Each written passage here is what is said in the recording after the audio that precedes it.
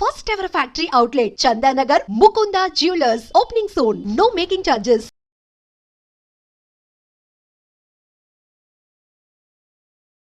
భూకంపాలు వరుస భూకంపాలు ఇప్పుడు అందరినీ భయపెడుతున్న పరిస్థితి. ఎస్పెషల్లీ ఇప్పుడు మయన్మార్ కావచ్చు, లేదంటే బ్యాంకాక్ అటువైపు ఏదైతే ప్రాంతాలు ఉన్నాయో అటువైపే మళ్ళీ భూకంపాలు సంభవిస్తున్నాయి.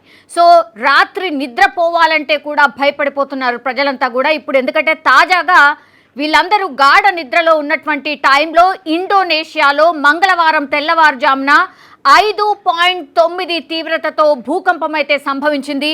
పూర్తిగా అందరూ నిద్రలో ఉన్నారు. గాఢ నిద్రలో ఉన్నటువంటి టైంలో ఇప్పుడు ఈ భూకంపం అయితే సంభవించింది. ఇది ఆగ్నేయాసియా దేశాల ప్రజలను ఇప్పుడు వరుస భూకంపాలు అయితే భయపడిపోతున్న పరిస్థితి అయితే కనిపిస్తోంది. మొన్న 7.3 తీవ్రతతో వచ్చిన భూకంపానికి ఆల్మోస్ట్ దగ్గరగా ఒక 2000-3000 మంది చనిపోయినట్టుగా మనకు అఫీషియల్గా అందినటువంటి వార్త.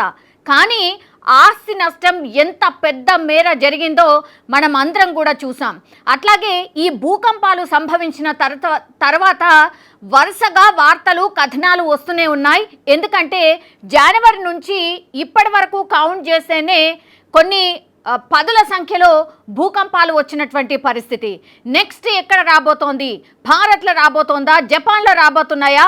ఇట్లా వరుసగా వార్తలు అయితే వస్తున్న పరిస్థితి కనిపిస్తోంది. 2025 చివరి వరకల్లా జపాన్లో అతిపెద్ద భూకంపం రాబోతోంది.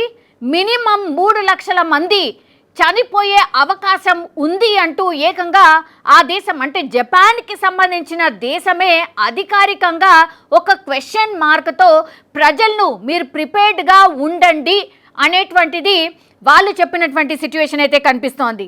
ఇట్లా ఇప్పుడు ఎక్కడ ఏంటి ఎప్పుడు వస్తుంది భూకంపం, ఇట్లా ఇదే వార్తలతోని ఇదే మాట్లాడుతూనే రాత్రి భయపడుతూనే పడుకుంటున్న పరిస్థితి కనిపిస్తోంది. ఎస్పెషల్లీ ఈ బ్యాంకాక్ ఆర్ మయన్మార్ అండ్ ఆ తర్వాత ఈరోజు తెల్లవారుజామున ఇండోనేషియాలో 5.9 తీవ్రతతో భూకంపం అయితే సంభవించింది.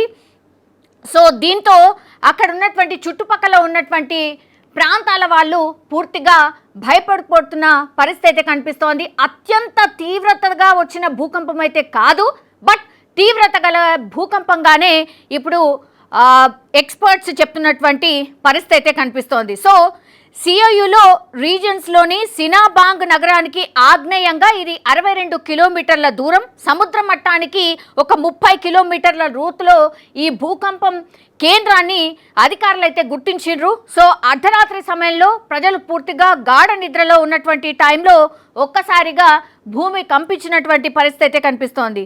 సో మొదట ఈ భూకంపం 6.2 తీవ్రతతో నమోదైంది. ఆ తర్వాత 5.9గా నమోదైనట్టుగా అధికారులు అధికారికంగా ప్రకటించిన పరిస్థితి. ఇప్పటి వరకు అయితే ఎలాంటి ప్రాణ నష్టం జరగలేదు, బట్ ఈ తీవ్రత ఎక్కువగానే ఉంది. సో మళ్ళీ ఒక్కసారి 6.2, 5.9 తీవ్రతతో ఎప్పుడైతే భూకంపాలు సంభవిస్తాయో డెఫినెట్లీ మళ్ళీ కూడా ఈ ట్రీమర్స్ మళ్ళీ కనబడచ్చు ఆర్ మళ్ళీ ఎక్స్పెక్ట్ చేయొచ్చు అని అధికారులు ప్రజలను అయితే అప్రమత్తం చేస్తున్న పరిస్థితి అయితే కనిపిస్తోంది.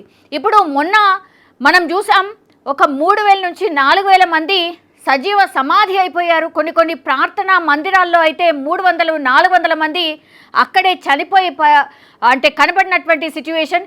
ఇప్పటికీ కూడా ఇప్పుడు ఎక్కడైతే ఈ మయన్మార్ బ్యాంకాక్ ఉందో ఇప్పటికీ కూడా తిండి కోసం చాలా మంది ప్రజలు ఎవరైతే జనరల్ పబ్లిక్ ఉన్నారో వాళ్ళు ఇంకా కూడా కష్టాలు పడుతున్నారు అనేటువంటి వార్తలు కూడా వస్తున్నాయి. ఆస్తి నష్టం భారీగా జరిగింది. అట్లాగే ప్రజలు ప్రాణాలు కూడా చాలామంది కోల్పోయిన సిచ్యువేషన్ కళ్ళ ముందే, అది డే టైంలో జరిగినటువంటిది. కళ్ళ ముందే పూర్తిగా ఇట్లా పెద్ద buildings, high rise apartments buildings అన్నీ కూడా కుప్ప కూలిపోయిన పరిస్థితి. అట్లాగే ఈ ప్రాంతాలు ఏవైతే ఉన్నాయో ఎస్పెషల్లీ టూరిస్ట్ ఎక్కువగా అట్రాక్ట్ చేసే ప్రాంతాలు, టూరిస్టులే ఎక్కువ విజిట్ చేసే ప్రాంతాలు, అట్లాంటి ప్రాంతాల్లోనే ఇప్పుడు భూకంపాలు సంభవించడంతో భయపడిపోతున్న సిచ్యువేషన్ అయితే కనిపిస్తోంది. మళ్ళీ ఈరోజు తెల్లవారుజామున, మంగళవారం తెల్లవారుజామున అందరూ ప్రజలు నిద్రపోతున్నటువంటి టైంలో సంభవించినటువంటి భూకంపం ప్రజలందరూ కూడా బయటికి పరుగులు తీశారు ప్రాణాలు కాపాడుకోవడానికి. ఎందుకంటే మొన్నటి ఇన్సిడెంట్ ఎవరు మర్చిపోయే పరిస్థితిలో లేరు కాబట్టి ఇప్పుడు తాజాగా ఇండోనేషియాలో సంభవించినటువంటి భూకంపంతో అయితే ప్రజలందరూ బయటికి పరుగులు తీసిన సిచ్యువేషన్ అయితే కనిపిస్తోంది.